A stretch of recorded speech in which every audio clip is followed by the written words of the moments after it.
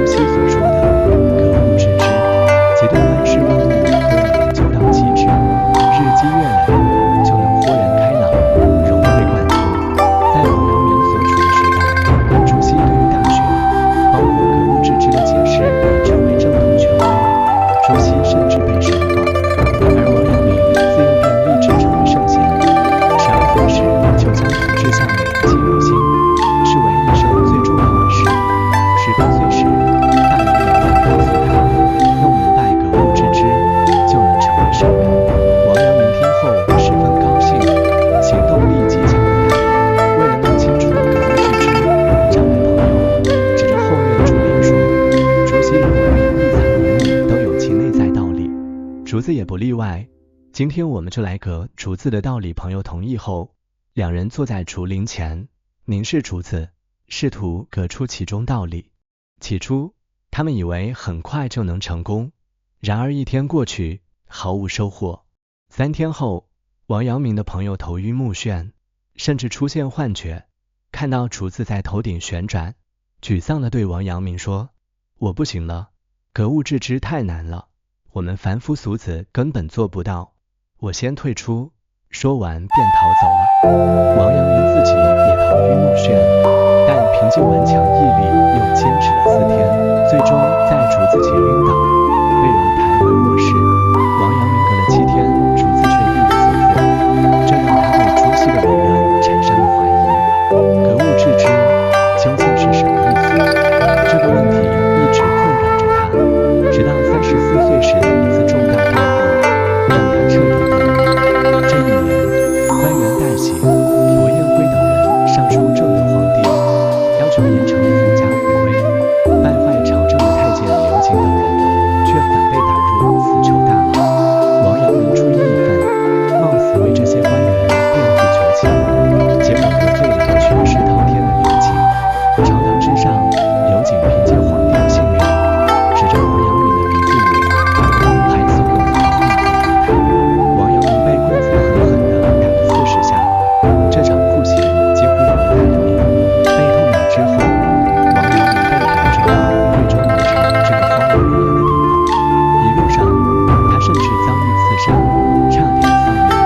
在农场艰难的生存环境中，王阳明结合过往经历，深夜反思如何成为圣人。一天深夜，他突然顿悟，圣人之道，理性自足，像只球于事物中的人。也就是说，圣人之道就是良知，每个人心中都有良知，人应该向自己内心寻求道理，向外部事物寻求道理是错误的。这就是著名的农场悟道。此后，王阳明提出了自己对格物致知的解读。他认为，知识之上人，格物要在身心上做，即革心，让自己的心时刻处在纯正状态，这样心主宰的身便可处在纯善无恶的状态，达到至善境界。所以，当徐爱提出问题时，王阳明回答道：“格物是指至善之格，其之至善，其之格物的意思是，要达到至善境界，就要先让心纯净无瑕。若知道至善是指心的流行，就会明白，格物革的是心中的物，而非外在的物。只有心保持纯善无恶，行为才会纯善无恶。”诸子格物致训的谦和附会听了王阳明的解释，徐爱心中也对格物有了疑惑。他继续向王阳明请教，所以先生之讲，推至格物之说，肆意尽量大略，但诸子之训，即儒书、知经医、论语、知博略、孟子之尽心之性，皆有所证据，一是为了世人。徐爱觉得王阳明的教导似乎有道理，但朱熹对格物的解释在《尚书经医》、《论语博约》、孟子尽心之性中都能找到证据，这让他难以完全释怀。先看经医，它出自《尚书》大禹谟，人心为微，道心为微，为精为一，允直觉中。这是舜传位给禹时，叮嘱他的治国方略，意思是人心充满欲望，幽微难测，天道微妙，不好把握。我们要做的就是精诚体察，一心一意，坚持不偏不倚的正确路线。从这里可以看出，经医其实非常符合王阳明所说的格物在于自己的心，即观察自己内心，守住本心善良，才能明辨善恶，求一正心，走上正确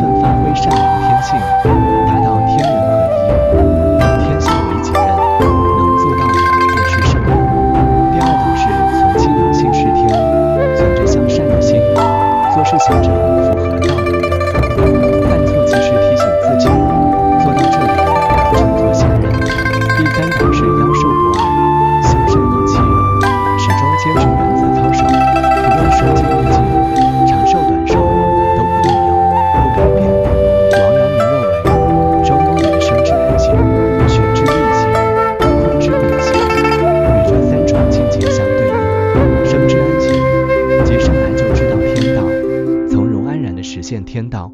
对应尽心知性之天。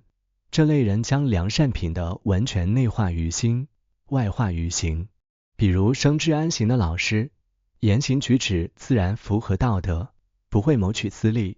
随意批评侮辱学生，其言行充满慈悲和智慧，让周围人受益。学之力行，是通过学习知晓善恶，了解天道，时时警醒自己践行道的原则，对应存心养性是天。这类人虽不能自动消除心中私欲，但能通过警醒自我将良善品德表现在行为中。如学之力行的老师，会在教学生涯中完善知识储备和师德建设。最初可能对学生有偏见，但通过学习和自我提醒，会逐渐做到一视同仁。困之勉行是经历逆境后了解遵循天理道德的重要性，勉励自己按道德原则行事，达到妖兽不二，修身理气。比如困之勉行的老师，因对学生有偏见遭家长投诉，扣工资后，认识到要平等对待学生，之后会勉励自己坚持下去，能在任何情况下做到一视同仁。作为普通人，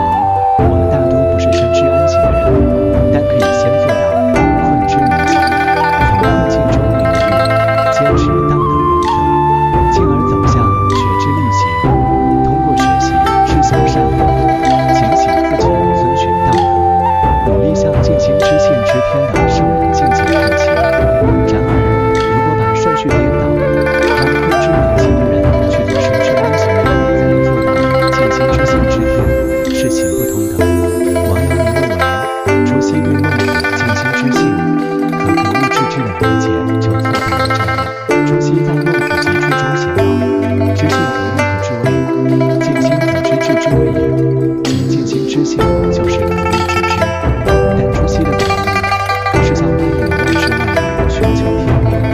对于生之安行的圣人，他们能自发想出心中思，心如明镜，能轻松看到万事万物中的道理。但困之勉行学之力行的普通人和贤人，心中难免会被私欲蒙蔽，他们最需要做的是读心，去除心中私欲，恢复人心光明。以朱熹和砚台的故事为例，朱熹从砚台中得出万事万物总在变化的道理，进而悟出镜子，达到人的境界。这对生之安行的人容易做到，但对于困之勉行、学之力行的人，他们会被私欲杂念蒙蔽，可能领悟不出境，甚至走向不良道路。比如一个利欲熏心的人，看到砚台明白天命无常后，可能领悟的是要立即不惜一切手段追逐名利。所以，对于普通人来说，只有先革新，恢复内心良善，才能找到正确道路。由此可见，王阳明在与弟子许爱的问答互动中，清晰地阐述了他对格物思想的理解。一是格物是指至善之功，二是诸此格物之训未免谦和附会，并非其本旨。王阳明反对朱熹向外求理的观点，指出格物格的是心中的物，为后人指明了思考的方向。那么，在王阳明看来，怎样才能正确的格物呢？这就有待我们在下一节继续探索。相信那将是又一场充满智慧与启迪的思想之旅，让我们共同期待在儒家思想的海洋里继续畅游，挖掘更多的宝藏。